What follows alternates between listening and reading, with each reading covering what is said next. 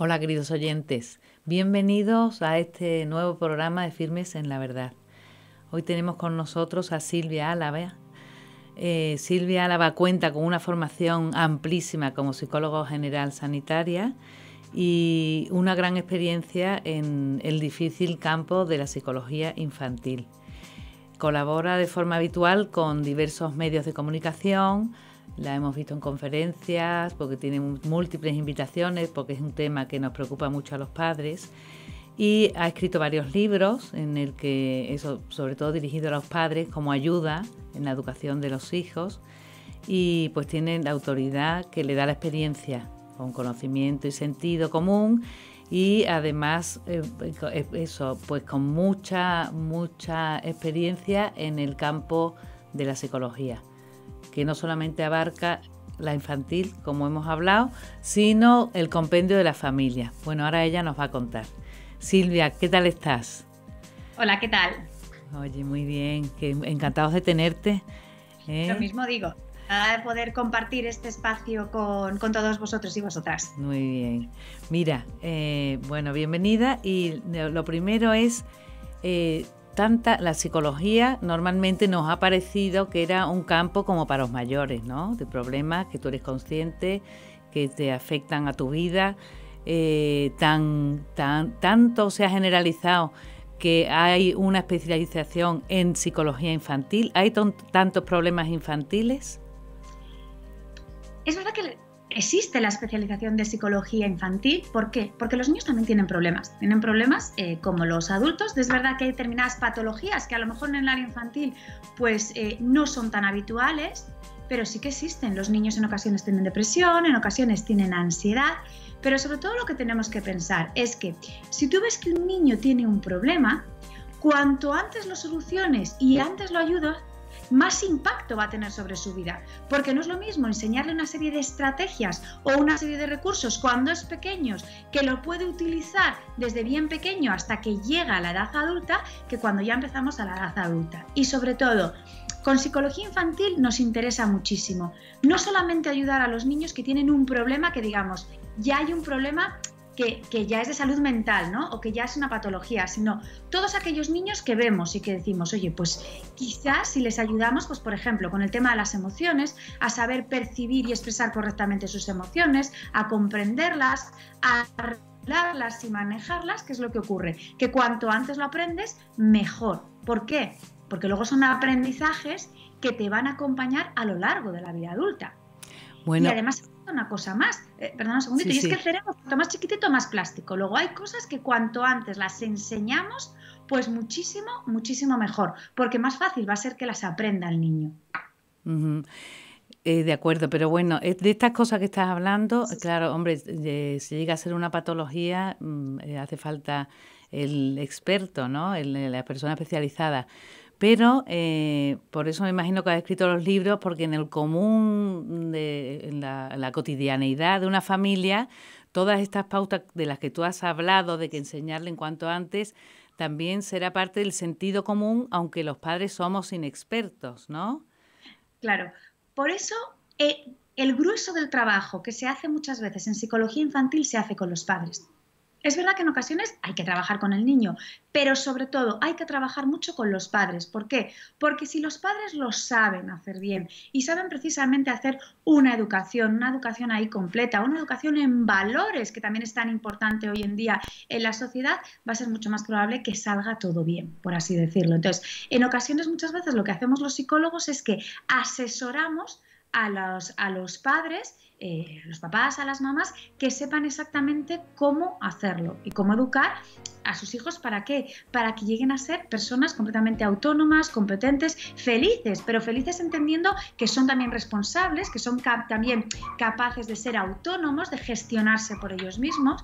Por eso sí que es importante que en ocasiones puedan contar a lo mejor pues con ese asesoramiento. Claro, porque sí es verdad bien que no, en la vida nadie te enseña a ser padre, ¿no? Es algo pues que viene. Pero normalmente en la época de nuestros padres y abuelos, pues eso se vivía en la familia y no había tanto problema. ¿Por qué ahora existe ese problema de no saber? Me imagino que la vida moderna, ¿no? Pero... Yo creo que aquí se juntan varias cosas. Es verdad que quizás hoy en día los padres tienen muchísimas ganas de hacerlo bien, pero que tienen muchas veces poco tiempo para hacerlo bien. Nos preparamos muchísimo para nuestros trabajos, para nuestras carreras profesionales. Vamos a hacer cursos, vamos a la universidad, máster, lo que sea necesario. Pero luego, para lo que es sin lugar a dudas uno de los trabajos más importantes de nuestra vida, que va a ser padre o ser madre, para ese apenas nos formamos. Entonces es importante saber hacerlo bien. Y hoy en día además tenemos muchas veces la presión de la sociedad que está ahí, que nos manda un montón de mensajes, a veces son mensajes que son contradictorios, mete mucha presión de consumo diciendo es que para ser feliz lo que pasa es que tienes que tener una casa con estos metros cuadrados o tienes que tener un coche con esta potencia o tienes que tener toda esta serie de cosas y se los bombardea no solamente a los adultos sino a los niños, cuando sabemos que no hay ningún tipo de estudio que nos diga que la felicidad correlaciona con tener más cosas en absoluto. Sí, eso es verdad, pero tú has hablado de tiempo. Vamos a ver, los padres muy preparados, deseando hacerlo muy bien, que es lo que has apuntado. Pero bueno, si no hay tiempo, y es tan importante el tiempo para la familia, y estamos viviendo en esa sociedad con tantas necesidades, ¿qué se puede hacer? Porque eso no te pueden suplir. ¿Entonces ya es un fracaso? No, no es un fracaso, pero lo que sí que podemos es, el tiempo nos dan exactamente el mismo, absolutamente a todos. ¿Vale? Todos al despertar durante nuestros días nos dan 24 horas. Y lo que sí que podemos muy bien es elegir en qué empleamos ese tiempo. Y a lo mejor hay veces que dices, bueno, pues puedo arañar solamente minutos, no horas, pero esos minutos que yo puedo arañar de algo que elijo, que para mí es más importante, es fundamental. Yo pongo siempre un ejemplo, y es que queremos que los niños sean autónomos.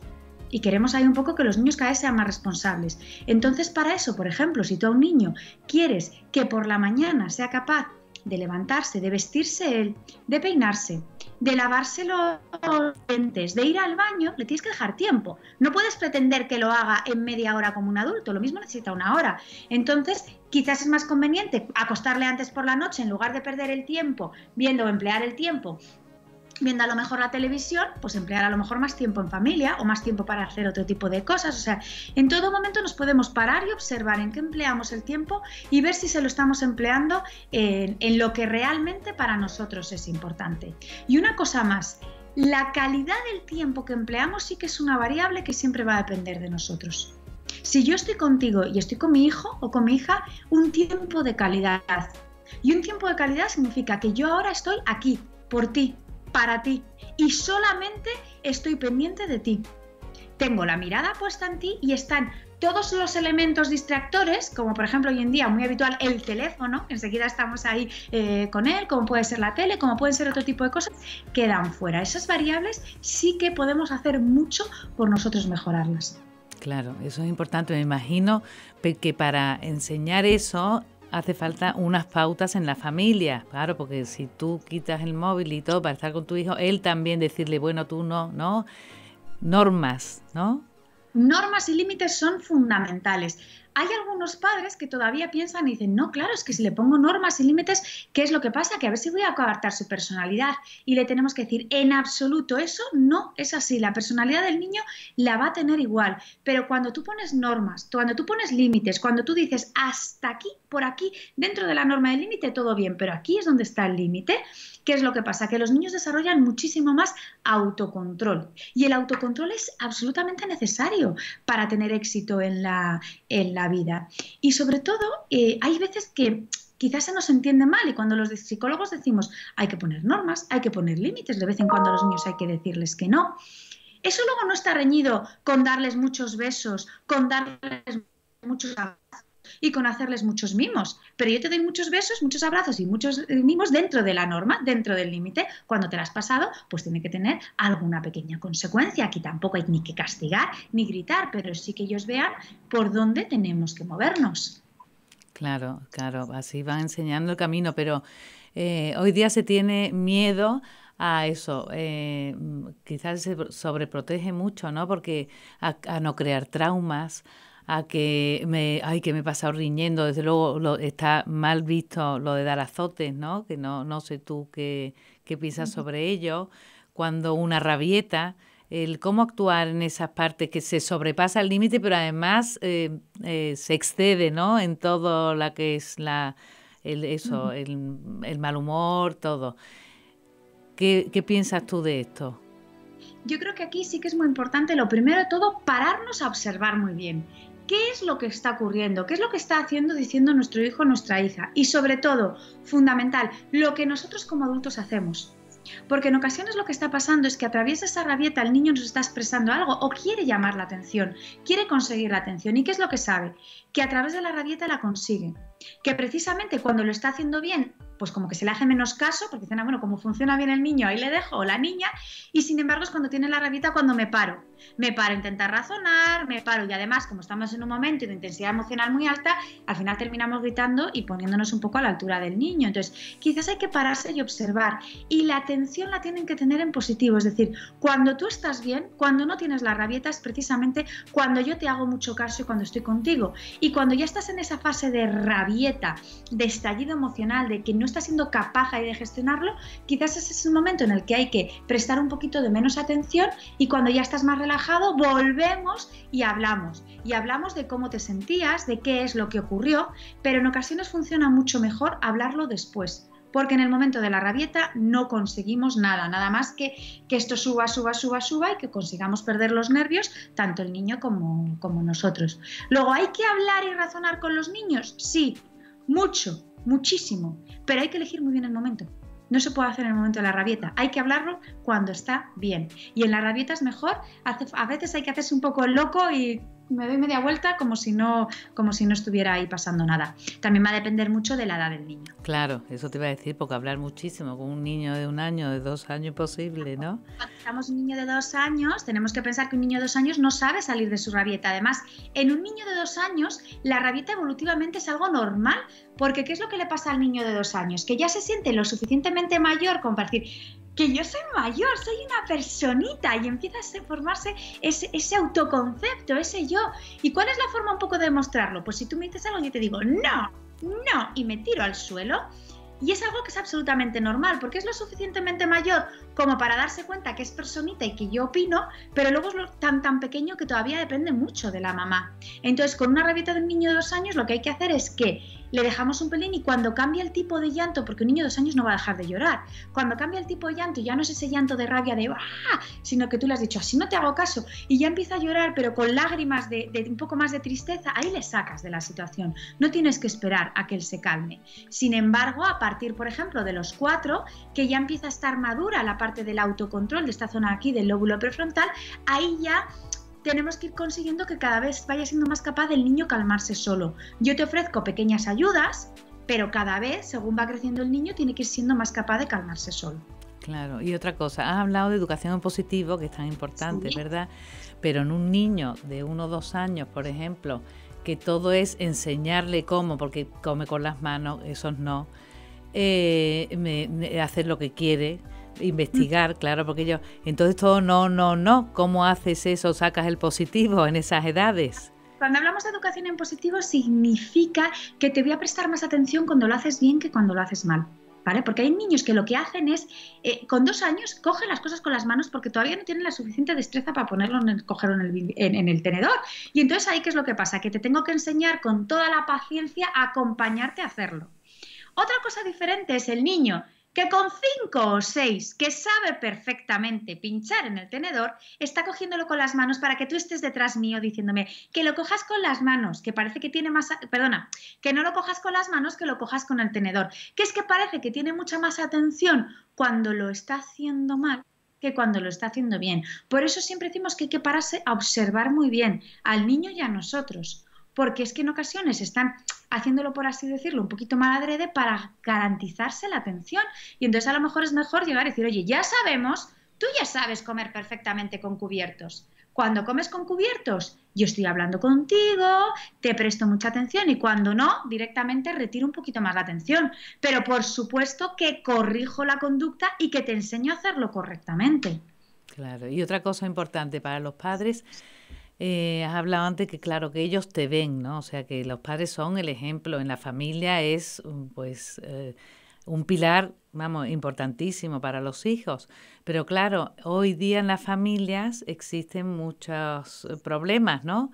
el del tiempo, por ejemplo, que vas estresado y a lo mejor pues hay estrés en casa, o en los divorcios, ¿no? Las familias desestructuradas.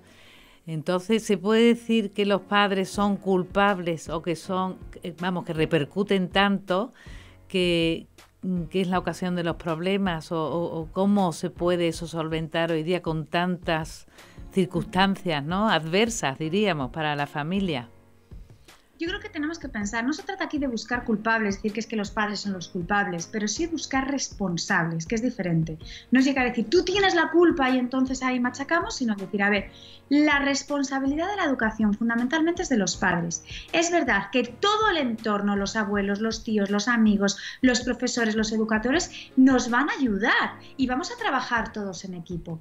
Pero lo fundamental, lo primero de todo, los padres. Y no se nos puede olvidar algo que has comentado, y es que los niños fundamentalmente aprenden por modelado, es decir, copian a sus adultos de referencia, que fundamentalmente son su papá y su mamá. En ocasiones también a veces el profe, ¿no? O la profesora que tengan. Su papá y su mamá. Y entonces, en ocasiones estamos intentando enseñarles algo que es justo lo contrario a que nosotros hacemos. Entonces, en educación esto de decir, tú tienes que hacer lo que yo te digo que hagas, pero no lo que me veas hacer a mí, no funciona. Es una incongruencia educativa que no funciona. ¿Por qué? Porque los niños nos copian. Y de hecho no hay nada que nos dé más rabia que ver nuestros errores, ¿no? Los que tenemos identificados nuestros hijos. Entonces, por eso es muy importante en todo momento qué es lo que estamos haciendo, qué es lo que les estamos ahí enseñando. Porque los responsables muchas veces somos precisamente nosotros, somos los adultos. Sí, los padres, claro. Entonces, como consecuencia de todo lo que estás diciendo, es quizá muy importante reeducación de los padres, al ser padres, reeducación del adulto, ¿no? Claro, por eso es lo que te decía yo al principio, que en psicología infantil no solamente trabajamos con el niño, se trabaja con absolutamente toda la familia.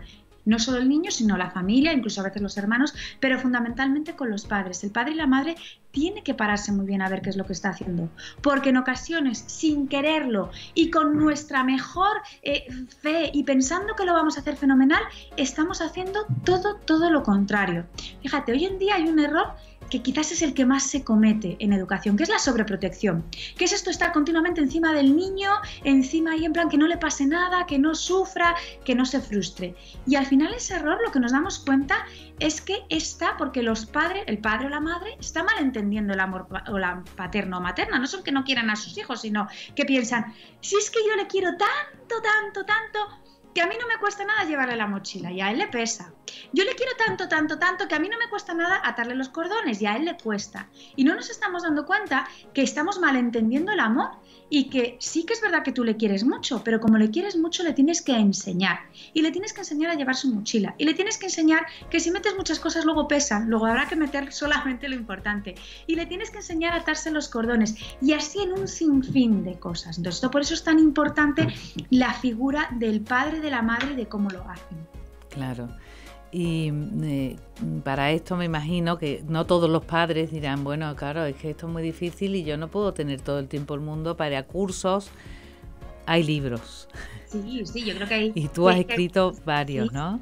Yo he escrito el de Queremos hijos felices, que se va de 0 a 6 años, y que que crezcan felices, que es de 6 a 12 años, porque lo importante es, oye, que todo esto que estamos contando, que también son cosas que están investigadas, que tienen una validez ¿no? científica y que nos dicen que están ahí detrás y que funcionan. Por ejemplo, antes me preguntabas por el tema de los divorcios, que qué es lo que les pasaba a los niños. Bueno, pues lo que tenemos que ver es que lo que se ha estudiado científicamente es que realmente el elemento que sí que hace que los niños no estén bien y no que no sean felices son las disputas, el mal ambiente, las peleas, la agresividad. O sea, estar en un entorno hostil, agresivo, en el que los padres se llevan mal y además eso los niños lo viven, tiene un efecto sobre los hijos. Y tiene un efecto sobre los hijos. Entonces, por eso es verdad que hay padres que cuando la convivencia no es buena, pues es casi mejor que se separen a seguir con ese tipo de convivencia. ¿Cuál es el mayor problema que nosotros vemos los psicólogos? Que muchas veces los padres se divorcian y siguen teniendo la misma mala convivencia. Y sigue habiendo insultos, y sigue habiendo malas contestaciones, y siguen, por así decirlo, minusvalorando la figura del padre o de la madre y utilizando al niño. Entonces, ese es el principal problema, porque si nos separamos y ese caldo de cultivo, por así decirlo, de agresividad y de violencia sigue allí, pues entonces, por desgracia, tampoco vamos a conseguir que el niño esté mejor. Sin embargo, si conseguimos tener una relación cordial, pues vamos a estar mejor que viviendo en ese ambiente de agresividad o de falta de respeto o más agresivo. Claro, claro, eso es fundamental, sí, porque si El no los respeto pobres... es fundamental, hay que mantenerlo siempre. Claro, aunque estés divorciada, pero eso, por lo menos el respeto, el no hablar uno del otro mal, el no dar chantajes, ¿no? De todo, de... Eso es fundamental, Sí, porque es verdad que es que lo vemos. Entonces dices, oye, eso es una pena, porque cuando tú te separas y lo haces bien, los niños no sufren, pero cuando te separas y lo haces mal, que por desgracia hay muchas veces de estos, encima los niños sufren doblemente, porque ahí ni tenemos el apoyo de la familia y encima tampoco estamos manteniendo eso que estamos diciendo del respeto. claro. Se nos está pasando el tiempo volando y nos quedan Sí, 4 minutos, entonces pues me a ver, gustaría que dieras unas breves pautas, pero hombre, que se deducen de lo que has hablado, pero así ya resumido para el que nos esté viendo, oyendo, diga, bueno, pues mira, voy a ponerlo en experiencia, voy a asimilarlo, voy a ponerlo en mi vida y bueno, a ver si así van y bueno, y algún libro, vale, así para fenomenal. conducirle.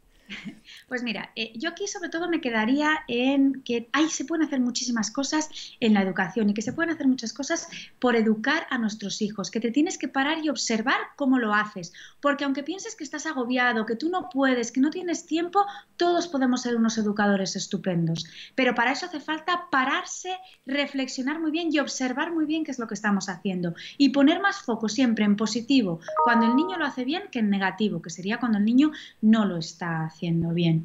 A mí me parece fundamental que además esto está estudiado a todos los niveles. Los valores. Los valores tienen que estar presentes en la vida del niño. Y no se empiezan a trabajar cuando el niño ya es más mayor o es adolescente, sino que los valores hay que trabajarlos desde que son pequeños. Concretamente, desde los 3 años hasta bien entrada la juventud. Desde los 3, por así decirlo, hasta los 26, 27. O sea, fíjate qué horquilla tan grande. Y eso tiene que ser fundamentales. Y hay valores como es el respeto, como es la puntualidad, como es un poco también esa autoconciencia. Todo eso hay que irlo trabajando. La humildad, el no tratar a los demás precisamente como no te gusta que te tratan a ti. Todo esto hay que trabajarlo con los niños de pequeños. Tenemos que pensar que cuando el niño es chiquitito, la moral no está formada. Y es algo que se está formando y que no se termina de formar hasta los 12 años. Hay que decirles lo que está bien, lo que está mal. Si queremos cambiar la sociedad y que sea una sociedad más justa, todo esto tenemos un arma muy poderosa que la podemos utilizar a nuestro favor, que es la educación. Y vamos a utilizarla no solamente en los colegios, sino cada uno en su familia. Claro, pues nos ha encantado, claro. Esos son valores que además son comunes para todo el mundo. Claro, claro, Y, claro. Y sobre todo el respeto. A mí me parece fundamental, tolerancia y respeto. mm, Si somos capaces de hacer una sociedad tolerante y desde el respeto, vamos a evitar muchos problemas de muchos tipos, ¿no? A nivel de sociedad. claro, Y fíjate, yo añadiría una cosita más, ¿vale? Y es no sobreproteger a los niños. A los niños hay que acompañarles. ¿Por qué? Porque queremos que sean felices, sí, pero queremos que sean autónomos, que sean seguros. Es muy difícil ser feliz si tú sabes que no tienes herramientas en la vida. Entonces, no se trata de sobreproteger y hacer las cosas, sino de acompañarles para que aprendan a ser seguros y para que aprendan a ser autónomos. Y precisamente cuando les sobreprotegemos, la frustración nos ayuda a aprender. No pasa nada por un determinado momento decir al niño que no hay que estar todos los días, no, porque ahí le estamos frustrando gratuitamente. Pero un no pasa nada, que los niños también tienen que aprender a tolerar la frustración, claro. que es unas cosas que hoy en día nos da como mucho miedo y entonces nos estamos impidiendo un aprendizaje que es fundamental en la vida. Claro, además esas frustraciones te hacen fuerte para la vida, porque la vida no es todo color de rosa. Entonces, claro, te ayuda a vencer lo que después es la realidad de la vida. Sí, sí, sí.